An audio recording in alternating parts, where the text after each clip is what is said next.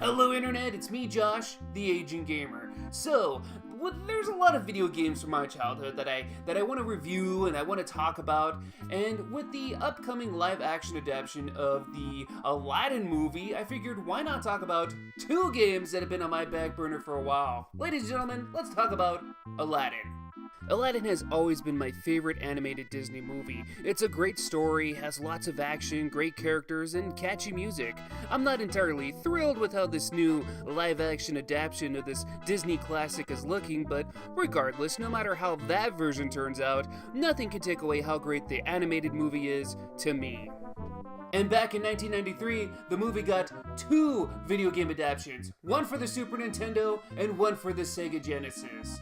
And both of these games were developed by different developers, but both of them turned out really good. A lot of people prefer the Super Nintendo version. A lot of people prefer the Sega Genesis version.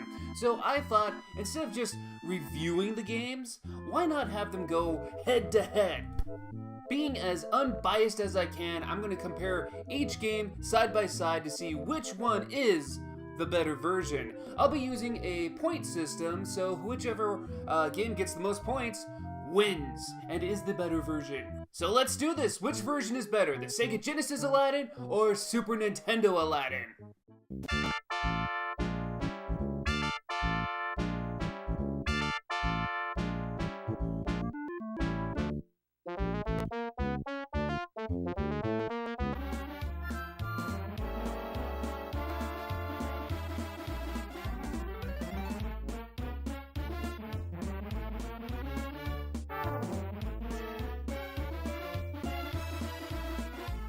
But before we get into this, let's talk a little bit about each game. Starting with the Genesis version, this game was developed by Virgin Interactive, a company that actually worked on a lot of Disney games at the time, like The Lion King, The Jungle Book, and Pinocchio. In this game, we see Aladdin in pretty much a straightforward platformer. There's lots of jumping and sword-slashing action. You're armed with your trusty sword to fight off against enemies, and you even got a limited supply of apples. There's a lot of fine-touch detailing in this game, and the polish really shows. It's easy to see why this game is so loved. Now let's look at the Super Nintendo version. This game was developed by Capcom. This isn't the first Disney Capcom Nintendo collaboration either. Capcom made so many awesome NES Disney titles like DuckTales, Rescue Rangers, The Little Mermaid, and Darkwing Duck. In this version of Aladdin, it's very platform heavy. You run, jump, climb, and you use apples to stun enemies. You might not have a sword, but you can give enemies the good old-fashioned jump on the head. It might not be as pretty as the Genesis version, but it can still perform and entertain. So which one's better? Well, let's start by taking a look at the most eye-catching category, the visuals. Taking a look at the Genesis version first, this game is just gorgeous. Every character is just so smoothly animated. Every enemy just has so much emotion and character. There's a lot of original enemies here too, and they all look pretty cool. Not to mention Aladdin himself. Sometimes the way he moves makes it look like they copied some frames from the movie itself. As for the levels, the ones that take place in Agrabah or the desert, look as great as they can, but some like Jafar's palace or the inside of Genie's lamp are really cool looking. I also appreciate the little animations, like Genie with the Sega logo, the dying animation, or just Abu and Aladdin running across the screen when you complete a level. All of those things could have been left out and no one would have said a thing, but the fact that they did add them in just makes the game more colorful. There's also a lot of little Easter eggs the developers threw in here. Did you notice Sebastian the Crab hanging in the Palace Dungeon? Or the Sega Genesis in the Genie level? Or how about the Goofy art in the Desert level? There's also a few Mickey Mouse hats hidden in stages. It's not just the Easter eggs that are cool, but a lot of the finer details. Like when you're sword fighting with enemies, when swords clash, the screen shimmers. If you throw apples at a sword enemy, they actually slice the apples in half. It's just cool little details like this that are amazing. So yeah, visually, this game is just freaking fantastic. But now let's move over to the Capcom version of Aladdin. All things considered, this game looks pretty great too. There's a lot more detail in the background. Agrabah feels like a big, deep city rather than just some buildings. The Cave of Wonders, in both its regular and destructive state, look massive and more detailed. And that view of the palace, as iconic as that shot is in the movie, you see it here and not in the Genesis version. But when it comes to the character designs, it does fall a bit flat. You can tell who every character is, but they aren't as lively as they are in the Genesis version. I mean, Aladdin looks like Aladdin, but he's just not not as animated here. On the flip side, I really like the fact that Abu actually follows you around the levels. It makes it feel a lot like the movie. However, I'm not a fan of the genie dick fingers that appear in bonus levels. What's genie dick fingers? Well, tell me, what does this look like to you?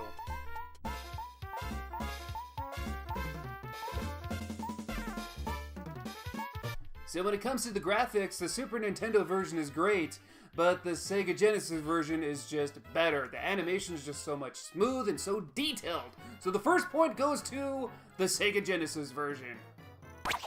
Yeah! Now let's move on to audio. When it comes to audio in the Genesis version, it's pretty great too. There's a lot of chiptune versions of the movie's most popular songs, and due to how great those songs are, they complement the gameplay amazingly. There's a few original songs here too, and they're pretty catchy as well. Even the sound effects are great. A lot of the cartoony noises kind of catch you off guard and make you chuckle.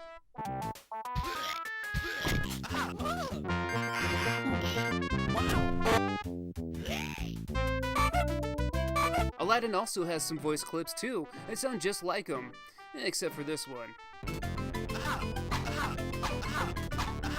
This doesn't sound like him.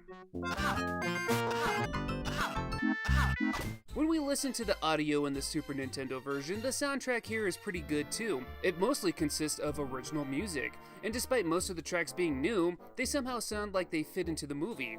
So when it comes to the audio, you either get great versions of already catchy songs or a new original soundtrack. Both of these options I think are pretty great, so it's kind of a tie right there. However, I gotta give the point to the Sega Genesis because it's got better voice clips and it got better sound effects. Genesis version gets the point here. Yeah! Now let's move on to gameplay mechanics. Again, starting with the Genesis version, it's very much your standard platformer. You run, jump, and climb ropes. You got a sword for swinging and apples to throw, and both weapons do a lot of damage. A lot of enemies use swords too, and if you're not in the right position, the two of you will just clink weapons. Aladdin can also do this technique, which I never found useful. As for the apples, they're probably the better weapon. In fact, almost too good. There's not too many bosses in the game, but the ones that are here are easily defeated by the good old apple. It's actually kind of disappointing how uneventful the bosses are. For example, the final fight with Jafar, it's just apple throwing. When he transforms into a giant snake, which is visually disappointing by the way, it's just more apple throwing, and also fire dodging, which leads you to barely even seeing him on screen. So while the gameplay mechanics are fine, about every boss fight feels very lackluster. Onto the Super Nintendo version, Aladdin does a lot of the same platforming tropes. You jump from platform to reach the end goal, but there are a few differences. In this game, he can actually climb onto ledges. It kind of gives the game a Prince of Persia feel in that aspect. You can climb on just about everything. You also get this little gliding cloth that slows down your falls. It can make the game easier, or if you want to challenge, don't get the cloth upgrade. Aladdin still has apples to throw, but instead of doing damage, they stun an enemy, leaving them open to attack. Since Aladdin doesn't use a sword here, he gets to pounce on opponents' heads instead. It plops them straight out of existence.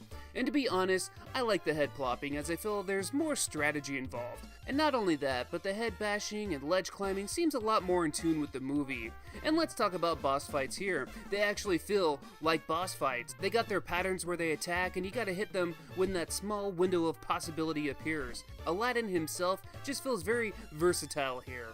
So, if you couldn't tell already, the better gameplay mechanics points goes to the Super Nintendo version.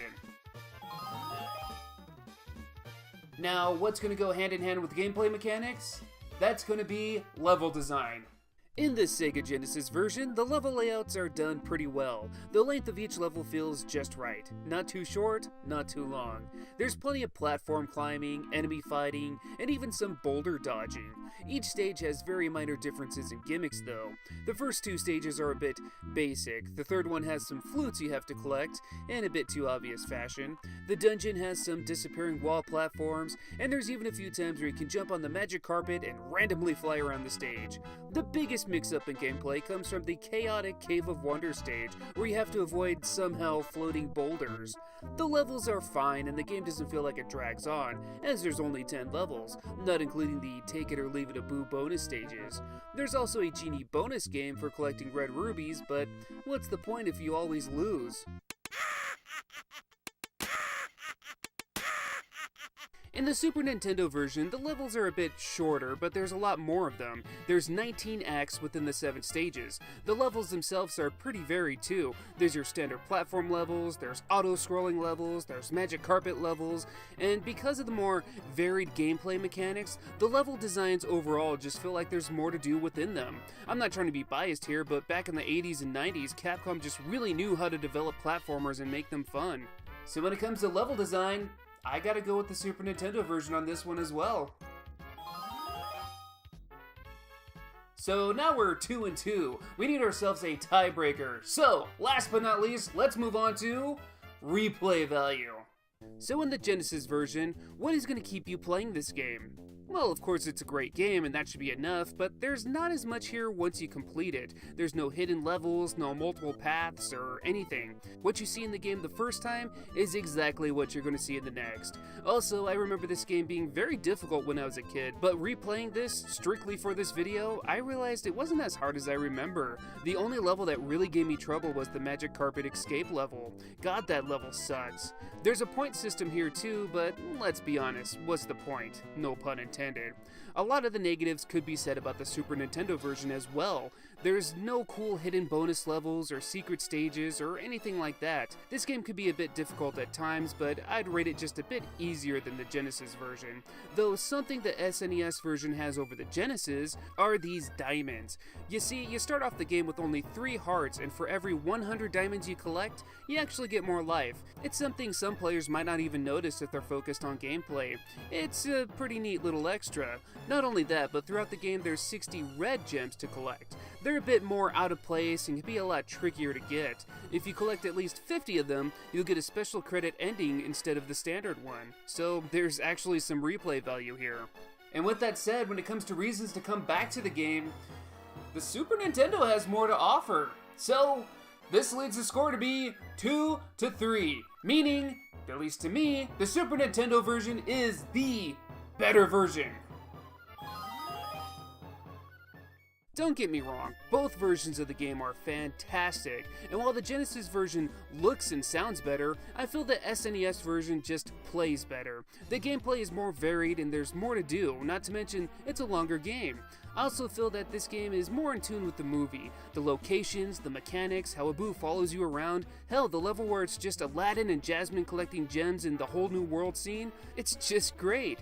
Yeah, the pyramid scene didn't take place in the movie, but neither did the desert stuff in the Genesis version. The game actually has a lot more cutscenes that closely follows the movie too. The ending is an actual ending, whereas the ending in the Genesis version is just, well, that. The Genesis version is a lot of just killing enemies in your way and moving forward, while the SNES version kinda has you all over. It's not that the gameplay in the Genesis version is bad, it's just that the Super Nintendo version is better. And to me, the gameplay stuff is way more important than the visuals anyway. That's not to say that visuals don't matter, but there's just a bit more strategy involved here, and that is something I honestly prefer. In my opinion, Capcom's version, despite not looking as great, is just the better version. But hey, these are just my opinions. What do you guys think? Do you think the Sega Genesis version is better? Do you think the Super Nintendo version is better? Let's talk about this in the comments. Like always, I thank you guys for watching. If you like this video, I appreciate a like. If you want, you can go ahead and subscribe so you don't miss out on future videos. And like always, I thank you guys for watching. And until next time, I will see you guys later.